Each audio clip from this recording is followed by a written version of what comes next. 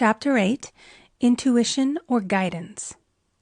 In all thy ways acknowledge him, and he shall direct thy paths. There is nothing too great of accomplishment for the man who knows the power of his word, and who follows his intuitive leads. By the word he starts in action unseen forces, and can rebuild his body or remold his affairs. It is, therefore, of the utmost importance to choose the right words, and the student carefully selects the affirmation he wishes to catapult into the invisible. He knows that God is his supply, and that there is a supply for every demand, and that his spoken word releases this supply. Ask, and ye shall receive. Man must make the first move. Draw nigh to God, and he will draw nigh to you. I have often been asked just how to make a demonstration. I reply, speak the word, and then do not do anything until you get a definite lead. Demand the lead, saying, Infinite Spirit, reveal to me the way. Let me know if there's anything for me to do. The answer will come through intuition or hunch, a chance remark from someone, or a passage in a book, etc., etc. The answers are sometimes quite startling in their exactness. For example, a woman desired a large sum of money. She spoke the words, Infinite Spirit, open the way for my immediate supply. Let all that is mine by divine right now reach me in great avalanches of abundance. Then she added, Give me a definite lead. Let me know if there is anything for me to do. The thought came quickly. Give a certain friend, who had helped her spiritually, $100. She told her friend, who said, Wait and get another lead before giving it. So she waited, and that day met a woman who said to her, I gave someone $1 today. It was just as much for me as it would be for you to give someone 100. This was indeed an unmistakable lead, so she knew she was right in giving the $100. It was a gift which proved a great investment, for shortly after that, a large sum of money came to her in a remarkable way. Giving opens the way for receiving. In order to create activity in finances, one should give. Tithing, or giving 1/10 of one's income, is an old Jewish custom and is sure to bring increase. Many of the richest men in the country have been tithers and have never known it to fail as an investment. The 10th part goes forth and returns blessed and multiplied, but the gift or tithe must be given with love and cheerfulness, for God loveth a cheerful giver. Bills should be paid cheerfully. All money should be sent forth fearlessly and with a blessing. This attitude of mind makes man master of money. It is his to obey, and his spoken word then opens vast reservoirs of wealth. Man himself limits his supply by his limited vision. Sometimes the student has a great realization of wealth, but is afraid to act. The vision and action must go hand in hand, as in the case of the man who bought the fur-lined overcoat. A woman came to me asking me to speak the word for a position. So I demanded, Infinite Spirit, open the way for this woman's right position. Never ask for just a position. Ask for the right position, the place already planned in divine mind, as it is the only one that will give satisfaction. I then gave thanks that she had already received, and that it would manifest quickly. Very soon she had 3 positions offered her, 2 in New York and 1 in Palm Beach, and she did not know which one to choose. I said, ask for a definite lead. The time was almost up and was still undecided when one day she telephoned. When I woke up this morning, I could smell Palm Beach. She had been there before and knew its balmy fragrance. I replied, Well, if you can smell Palm Beach from here, it's certainly your lead. She accepted the position, and it proved a great success. often one's lead comes at an unexpected time. One day I was walking down the street when suddenly I felt a strong urge to go to a certain bakery a block or two away. The reasoning mind resisted, arguing, "There's nothing there that you want." However, I had learned not to reason, so I went to the bakery, looked at everything, and there was certainly nothing there that I wanted. But coming out, I encountered a woman I had thought of often and who was in great need of the help which I could give her. So often, one goes for one thing and finds another. Intuition is a spiritual faculty and does not explain, but simply points the way. A person often receives a lead during a treatment. The idea that comes may seem quite irrelevant, but some of God's leadings are mysterious. In the class one day, I was treating that each individual would receive a definite lead. A woman came to me afterwards and said, "While you were treating, I got the hunch to take my furniture out of storage and get an apartment." The woman had come to be treated for health. I told her I knew in getting a home of her own, her health would improve. And I added, "I believe your trouble, which is a congestion, has come from having things stored away. Congestion of things causes congestion in the body. You have violated the law of use, and your body is paying the penalty." So I gave thanks that divine order was established in her mind, body, and affairs. People little dream of how their affairs react on the body. There is a mental correspondence for every disease. A person might receive instantaneous healing through the realization of his body being a perfect idea in divine mind, and therefore whole and perfect, but if he continues his destructive thinking, hoarding, hating, fearing, condemning, the disease will return. Jesus Christ knew that all sickness came from sin, but admonished the leper after the healing to go and sin no more, lest a worse thing come upon him. So man's soul, or subconscious mind, must be washed whiter than snow for permanent healing. And the metaphysician is always delving deep for the correspondence. Jesus Christ said, "Condemn not, lest ye also be condemned. Judge not, lest ye be judged." Many people have attracted disease and unhappiness through the condemnation of others. What man condemns in others, he attracts to himself.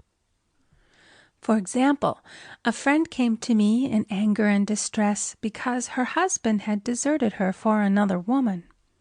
She condemned the other woman and said continually, "She knew he was a married man. She had no right to accept his attentions." I replied, "Stop condemning the woman. Bless her and be through with the situation. Otherwise you are attracting the same thing to yourself." She was deaf to my words, and a year or two later became deeply interested in a married man herself. Man picks up a live wire whenever he criticizes or condemns, and may expect a shock. Indecision is a stumbling block in many a pathway. In order to overcome it, make the statement repeatedly, "I am always under direct inspiration. I make right decisions quickly." These words impress the subconscious, and soon one finds himself awake and alert, making his right moves without hesitation. I have found it destructive to look to the psychic plane for guidance, as it is the plane of many minds and not the one mind. As man opens his mind to subjectivity, he becomes a target for destructive forces. The psychic plane is the result of man's mortal thought and is on the plane of opposites. He may receive either good or bad messages. The science of numbers and the reading of horoscopes keep man down the mental or mortal plane, for they deal only with the karmic path. I know of a man who should have been dead years ago according to his horoscope, but he is alive and a leader of one of the biggest movements in this country for the uplift of humanity. It takes a very strong mind to neutralize a prophecy of evil. The student should declare, "Every false prophecy shall come to naught. Every plan my Father in heaven has not planned shall be dissolved and dissipated. The divine idea now comes to pass." However, if any good message has ever been given one, of coming happiness or wealth, harbor and expect it, and it will manifest sooner or later through the law of expectancy. Man's will should be used to back the universal will. I will that the will of God be done. It is God's will to give every man every righteous desire of his heart, and man's will should be used to hold the perfect vision, without wavering. The prodigal son said, "I will arise and go to my father." It is indeed often an effort of the will to leave the husks and swine of mortal thinking.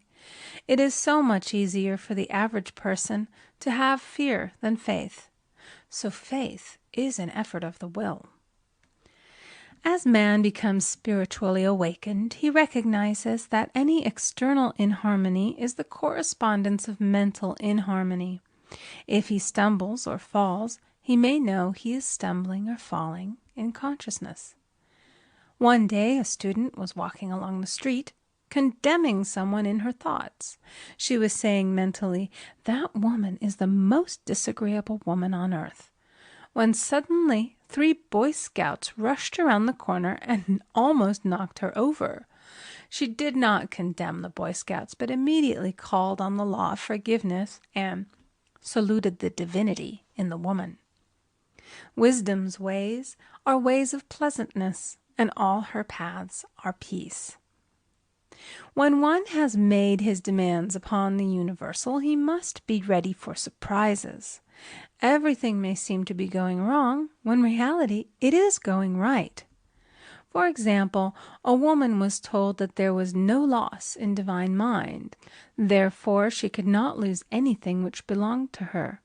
Anything lost would be returned, or she would receive its equivalent.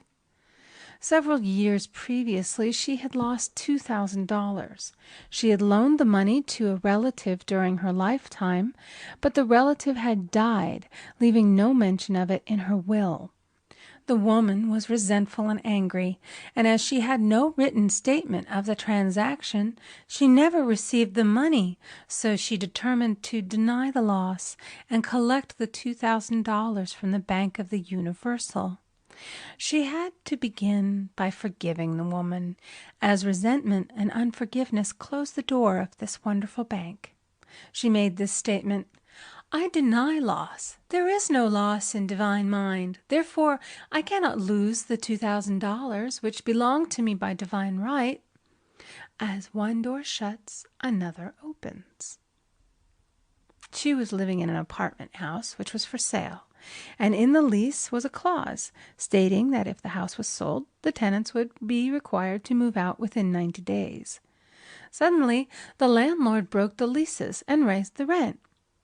Again, injustice was on her pathway, but this time she was undisturbed. She blessed the landlord and said, "As the rent has been raised, it means that I'll be that much richer, for God is my supply."